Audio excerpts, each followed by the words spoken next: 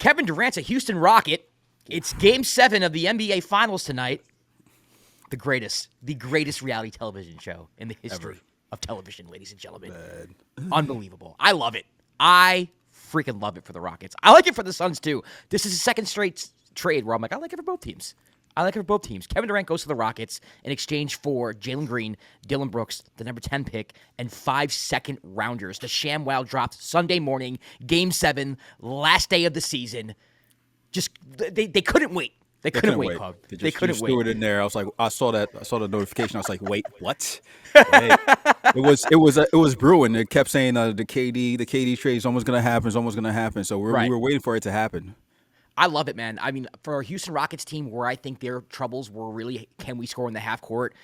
Get difficulty scoring in the half court. You get a player who can score in the half court better than anyone I've ever seen in my life. Yes. That's a win. And you give away Dillon Brooks, who I had a really good year. Don't get me wrong. You're going to miss some things with Dillon Brooks, but you can replace that with Kevin Durant, same position. You significantly upgrade there. You get rid of Jalen Green, somebody who had a lot of promise, somebody who was inconsistent. Kwab and I would always talk about how if Jalen Green had a 30-point game, or if he was going, the Rockets seemed to be unbeatable. They were unstoppable. The problem was it didn't happen too often.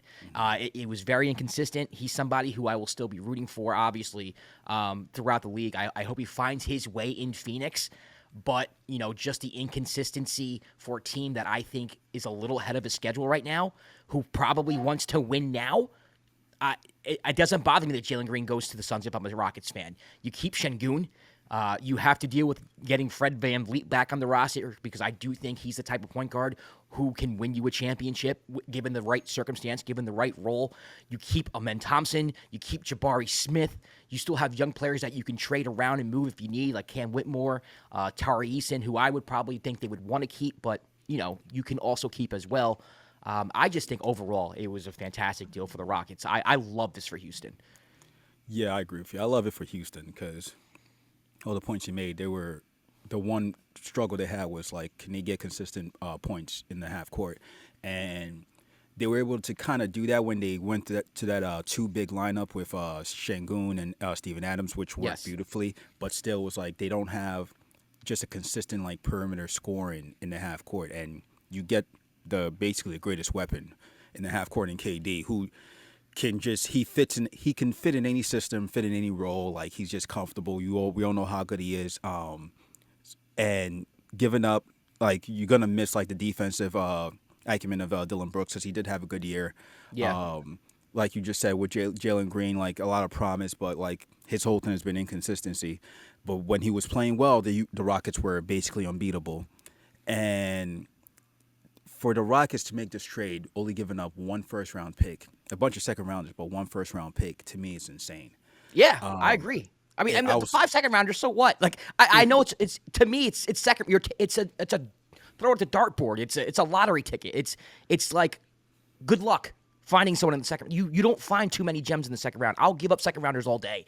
Yeah, I mean, some people will give up first-round picks any day too. They don't like. There are people who are after picks, so like team after picks. Yeah. For the Sun side, you make this trade. Obviously, you kind of pigeonhole yourself to like having to trade KD. Like since the rumor came out last season that the trade deadline that they were trying to trade KD, kind of was like, okay, well now you have to trade him because So they said they were going to work with him to trade him, and you try to recoup some of the assets you lost when you originally made that trade. So, well, you get Jalen, who's a great young player.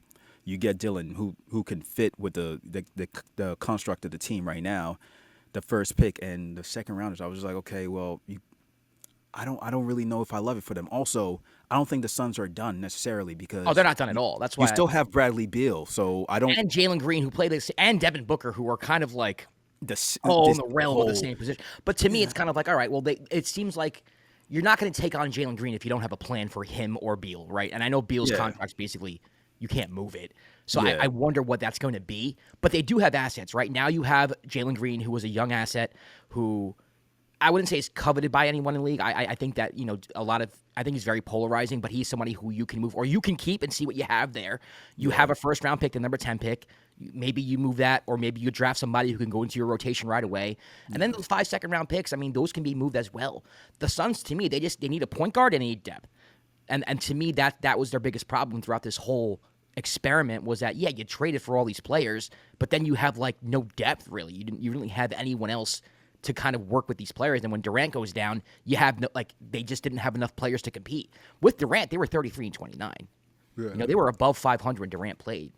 It wasn't like they were a terrible team when Durant was healthy. So the pieces they're kind of, they have assets right now to make more moves to kind of fill out the roster. So for me, I love it for the Rockets. I like it for the Suns. I think they could have gotten more. You could have gotten an Eason. You could have gotten a Jabari, and you could have probably got more draft compensation on the front end.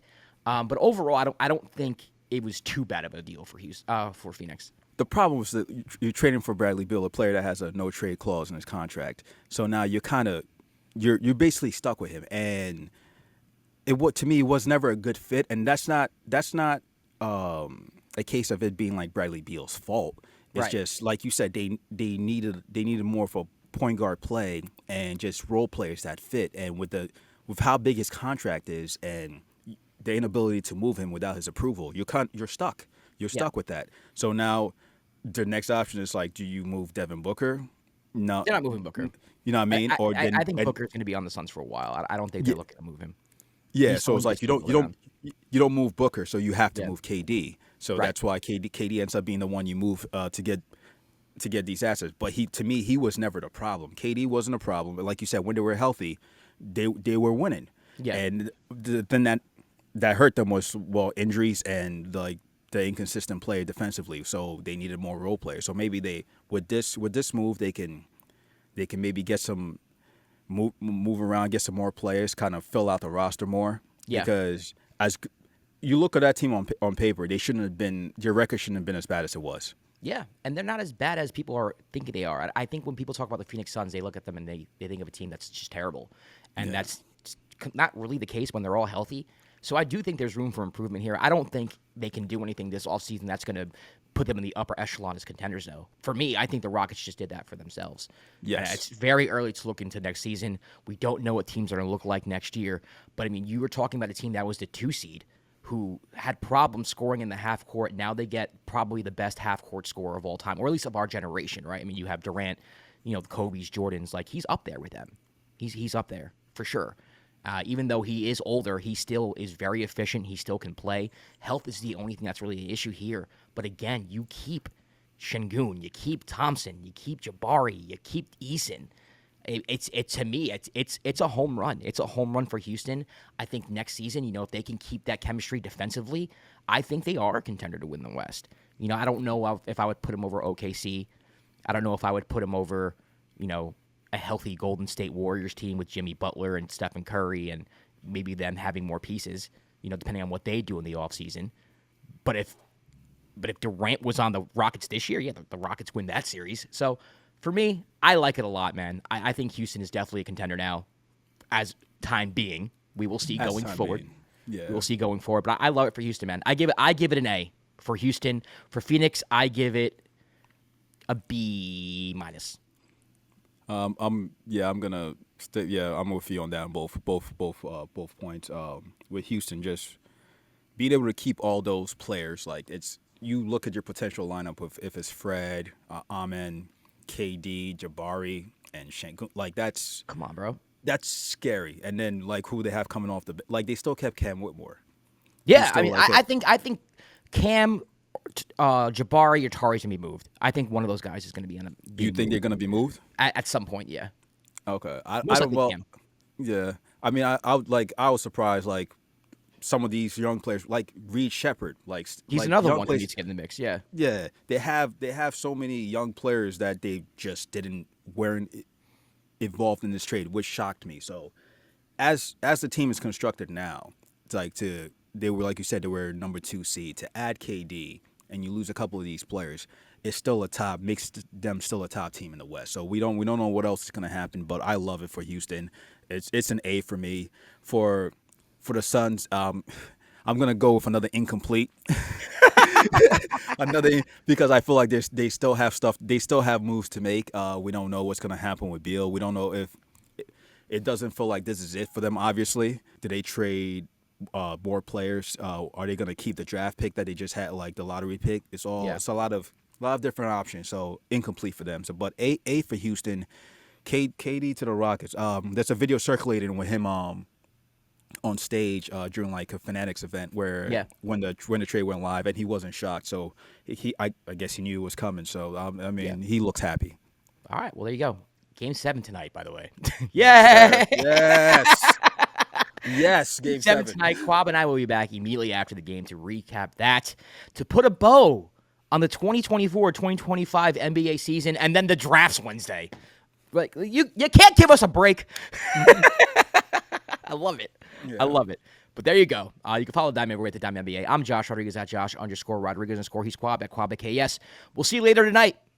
Peace.